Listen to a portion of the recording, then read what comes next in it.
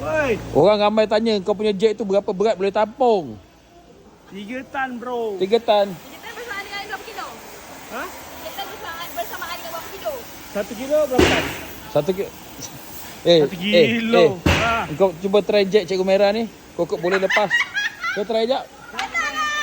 Cikgu Merah duduk diri atas cepat. Tengok. Di mana? Tengok. Kalau tak boleh naik memang 3 tan lah Cikgu Merah. Ya. Dah berapa sini macam projek. Tu diam.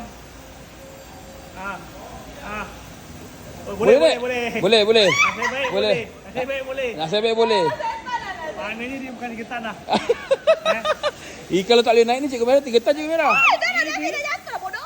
Ini kalau tak boleh naik ni aku jual balik ni. Jual turunkan semua. Kau ni. Nasib baik kau tak 3 tan lah Merah. Nangan nasi nak buka bengkel punya pasal bos. Hai. Dia beli macam-macam ni. Ni saya tak tahu lah apa benda ni. Cikgu Merah suruhlah viewer Nasir ni follow Nasir ni. Korang ni pergi follow Nasir sekarang. Sebab apa? Sebab tak lama lagi dia akan buka bengkel. Dia nak buat live ni. Oh, dia nak buat live? Dia nak buat live ni.